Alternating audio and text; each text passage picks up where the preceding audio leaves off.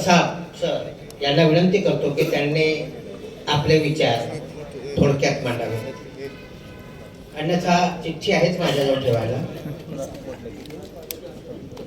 ऐतिहासिक अशा या जळगाव शहरामध्ये राज्यस्तरीय संविधान संमेलन घेतल्याबद्दल मी सर्वप्रथम अब्दुल करीम सालार भाई, मुकुंदजी सपकाळे, आमचे मिलिंद नागुल सर आणि सर्व त्यांच्या सहकार्यांचं मनपूर्वक आभार व्यक्त करतो आणि माझ्या विचारांना सुरुवात करतो.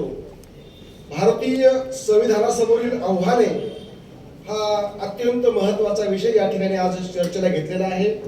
बेळगावहून आलेले आमचे मित्र प्राध्यापक डॉक्टर संजय कांबळे सर आणि माझे सर्व सहकारी, खाली बसलेले माझे सर्व भावांनो आणि बहिणींनो, भारतीय संविधानाचं आज आपण जे पाहतोय, सर्व दिवसभर आपण जे मंथन करतोय की जवळजवळ आपल्या सगळ्यांना आज माहीत झालेलं आहे की भारतीय संविधान आज धोक्यामध्ये आहे. म्हणजे 25 नोव्हेंबर 1949 साली बाबासाहेबांनी जो इशारा दिला होता, तो इशारा आज प्रत्यक्षात आलेला आहे की आम्ही आमच्या डोळ्यानं पाहतो आहोत. बाबासाहेबांनी प्रचंड मेहनतीनं, अथक परिश्रमानं हे संविधान लिहिलं.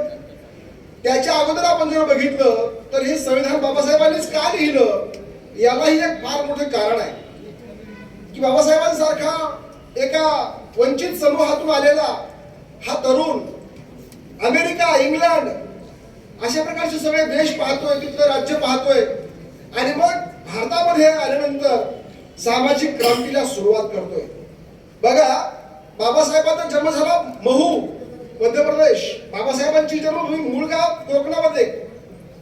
आणि मग त्यांनी लहानपणापासून जो काही संघर्ष अनुभवला, या देशाचा त्यांना जो अनुभव आला, आपण जर पाहिलं तर सातारच्या शाळेमध्ये बाबासाहेबांना प्रवेश मिळत नव्हता. म्हणजे शाळेतही त्यांना बाहेर बसावं लागलं. नीट कपडे नव्हते अंगावर, पाणी प्यायला नव्हतं आणि मुंबईला आपल्या वडिलांना भेटायला जात असताना त्या गाडीवाल्यानं लहान लेकरं असताना सुद्धा त्यांना गाडीतून खाली उतरवलं. म्हणजे हे सगळे अनुभव बाबासाहेब लहानपणापासून घेत होते, पाहत होते आणि या अनुभवातूनच काहीतरी या माणसांच्या बद्दल केलं पाहिजे हे त्यांच्या मनामध्ये त्यांनी पक्क ठरवलेलं होतं. जेव्हा ते उच्च शिक्षण घेऊन भारतामध्ये परतले तेव्हा ते प्राध्यापक झाले, वकील झाले, बॅरिस्टर झाले, प्राचार्य झाले, पण तरीही त्यांचं मन त्यांना शांत बसत नव्हतं. आणि मग त्यांनी चळवळीला प्रारंभ केला. त्यांच्या प्रारंभिक आपण जर लढे बघितले तर मनुस्मृतीचं दहन असेल, काळाराम मंदिर प्रवेश असेल किंवा 14 तारखेचा सत्याग्रह असेल, हे सगळे जे लढे होते त्यांचे हे अत्यंत प्रतिकात्मक अशा प्रकारचे लढे होते. म्हणजे या देशाचं नंदनवन होईल का, हा देश चांगला होईल का, याचं स्वप्न बाबासाहेब पाहत होते. बाबासाहेबांना जे चटके बसले होते इथल्या जातीयतेचे, ते चटके अत्यंत जवळून त्यांनी अनुभवलेले होते. आणि मग त्यांनी हेही पाहिलं होतं की जगामध्ये तर जात कुठंच नाही, अमेरिकेत जात नाही, इंग्लंडमध्ये जात नाही, मग माझ्या भारतात, माझ्या देशात ही जात कशी आहे, याचा त्यांनी मग अभ्यास, अत्यंत सखोल असा अभ्यास केला. म्हणजे 18 तास आपण जे म्हणतो की नाही, त्यांनी काय का अभ्यासलं तर या देशाची ही जाती व्यवस्था, या देशात ही जात का आहे, माणूस माणसाला त्याला स्पर्श नाही झाला की तो माणसाला का विटाळ होतो. आताच आमचे दिलीप दादा सपकाळे, त्र्यंबक सपकाळे या भूमीत जन्मले. त्यांची कविता आहे, गाडी लागेनी म्हाले गाडी लागेनी. 2 मित्र असतात, म्हणजे एक टीसी आहे हा कवी आणि त्याचा एक सोबत त्याला एक मित्र भेटतो प्रवासामध्ये. दोघं जण चर्चा करतात, बोलतात आणि दोघंही मग काही वेळानंतर एकमेकांचे डबे खातात, एकमेकांची भाजी खातात. आणि मग तेव्हा त्याला एखादा काहीतरी कळतं की अरे हा समोरचा व्यक्ती दलित आहे.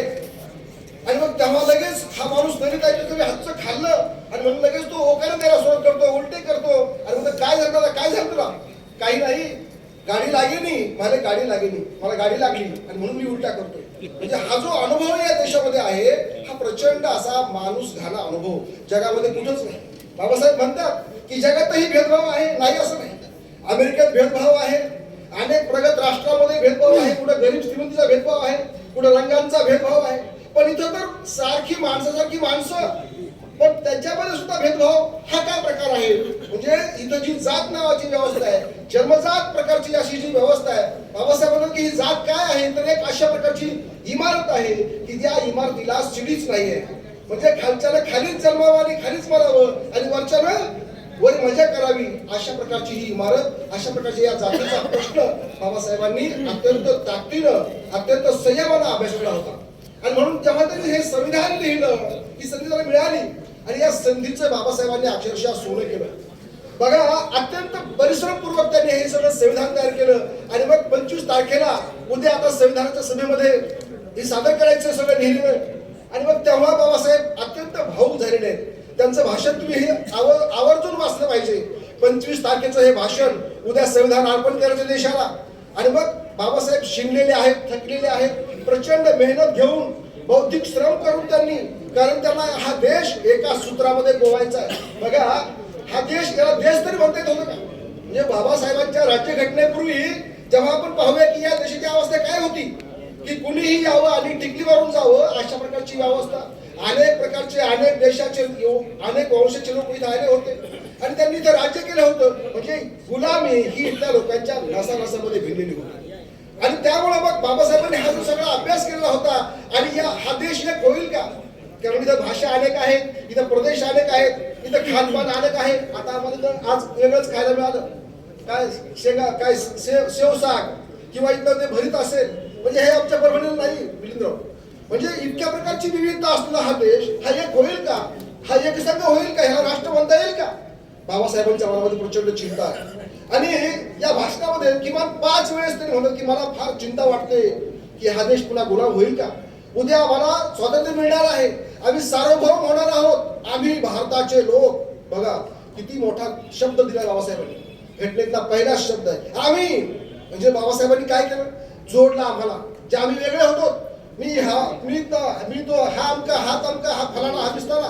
बाबासाहेबांनी एकाच झटक्यामध्ये, एका वाक्यामध्ये आणलं, आम्ही कोण? भारताचे लोक. आम्ही लोक आहोत, पण कोण आहोत? भारताचे लोक आहोत. म्हणजे सगळे एकत्र आहोत. आणि मग आम्ही काय करतो आहोत, तर आमच्याच देशाला ही राज्यघटना अर्पण करतो आहोत. आणि आम्हाला काय देतो आहोत? आम्ही समता देतो आहोत, आम्ही बंधुत्व देत आहोत, स्वातंत्र्य देत आहोत, न्याय देत आहोत. पण बाबासाहेब म्हणतात की मला बंधुत्व फार महत्वाचं आहे भावांनो.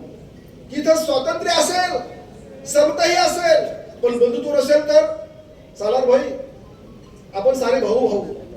हे बंधुत्व हे बाबासाहेबांनी आम्हाला दिलेलं आहे. आणि म्हणून मग बंधुभाव जो आहे, भगिनी भाव जो आहे, हा जो भाव आहे की तो आमच्या एकता, त्याच्यामध्ये आमच्यामध्ये एकता निर्माण होईल आणि हे लोकशाही राज्य आम्ही नीट प्रकारे टिकवू शकू. भारताला लोकशाही माहित नव्हती का? होती. बाबासाहेब म्हणतात की भारतामध्ये गणराज्य होती. बुद्धाच्या काळामध्ये भारतामध्ये गणसत्ताक राज्य होतं, परंतु ही लोकशाही गेली. कशामुळे गेली? आमच्यातल्या लाथाळ्यामुळे गेली. म्हणजे आपलेच गद्दार झाल्यानंतर जेव्हा अवस्था होते, पाहिले बाबासाहेबांनी लिहिलं सगळं की काय करत होते लोक, आपलेच माणसं कसे गद्दार होत होते. आणि मग त्यामुळं या भारतातलं हे गणराज्य लयास गेलं आणि इथं परकीयांचं राज्य निर्माण झालं, अनेकांनी इथं राज्य केलं. असंच पुन्हा होईल का? बाबासाहेबांच्या मनामध्ये प्रचंड चिंता होती की पुन्हा माझा देश गुलाम होईल का? बांधवांनो, आज पुन्हा 30 बरोबर वेळ आलेली आहे. फक्त 75 वर्षामध्ये, आणि 100ही भरली नाही अजून आमची. 100 वर्ष आम्ही पाहिले नाहीत. आमच्या पिढ्याने पिढ्या, माझ्या लहानपणी मी पाहिलं की काय गुलामी होती. ढोरं वाटण्याचं काम काय असतंय, बिगारी काय असतोय, अपमान काय असतो, जगणं काय आहे, मढ्यावरचं पैसे उचलणं काय असतंय, ज्वारी उचलणं काय असतंय. आणि प्रचंड अपमान आणि अपमान, माणूस असूनही अपमान. या देशामध्ये आमच्या आजापंजांची नावं तर नीट होती का नाही? अरे केल्या, कचऱ्या, कोंड्या, भोंड्या, पांड्या. आता मिलिंद आता हे नाव. अरे पण हे आता आलं आम्हाला. पण आमचा इतिहास काय आहे? प्रचंड गुलामीचा हा इतिहास आहे बांधव, लक्षात ठेवा. आता म्हणाले की तुम्ही खैरगळती घडते, होय, इथं रोज खैरगळती घडणार आहे, अजूनही घडणार आहे. कारण बघता बघता इथं मनुचं राज्य आलेलं आहे. जे संविधान बाबासाहेबांनी निर्माण केलं होतं, हे संविधान टिकवून ठेवण्यामध्ये आम्ही त्यांची मुलं लायक ठरलेलो नाहीये. बघा, सगळ्यात जास्त शोषण कोणाचं होणार आहे? सगळ्यात जास्त शोषण हे स्त्रियांचं होणार आहे. जर मनुस्फूर्ती आली, समजा संविधानाला पर्याय काय आहे?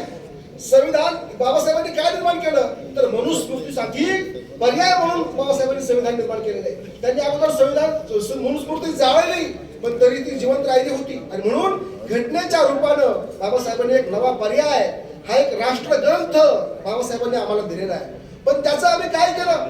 एवढा मोठा आम्हाला हा धर्मग्रंथ दिला, पण आम्ही मात्र काय आमच्याच धर्मामध्ये मशगूल राहिलो, आमच्या जातीमध्ये मशगूल राहिलो, एवढंच काय आमच्या उपजातीमध्येही मशगूल राहिलो.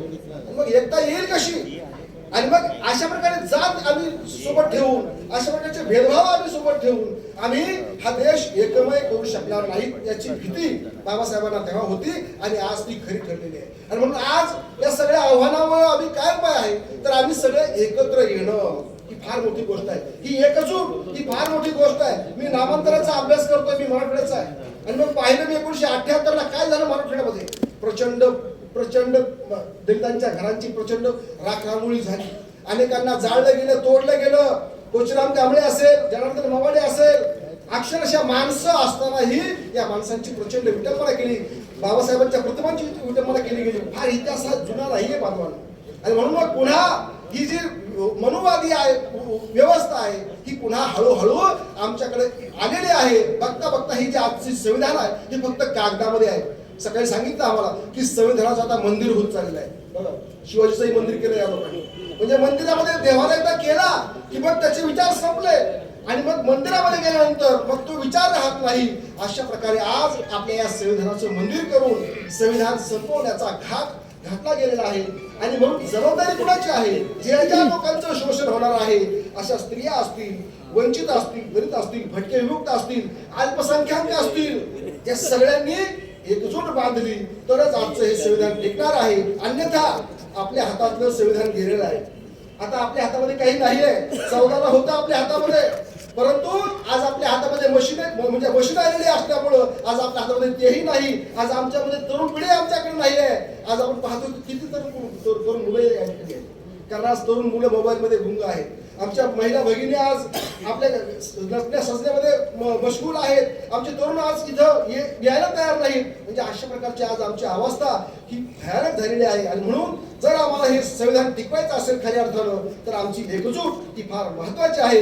आणि म्हणून या निमित्तानं आपण हा संदेश घेऊया की आपल्यातले जातीपातीचे, धर्माचे, विविध प्रकारच्या प्रदेशाचे जे काही असे भेदभाव असतील ते आपण नष्ट करणं. आणि बाबासाहेबांनी सांगितल्याप्रमाणे बाबासाहेब म्हणतात की संविधान हाच आमचा राष्ट्रधर्म आहे, हाच आमचा धर्मग्रंथ आहे. त्याप्रमाणे आपण संविधान संस्कृती आपण निर्माण करूया आणि आपण सारे भारतीय होऊया. अशा प्रकारचं एक सुंदर स्वप्न आपल्याकडे ठेवतो आणि या ठिकाणी मी थांबतो. जय भीम, जय संविधान.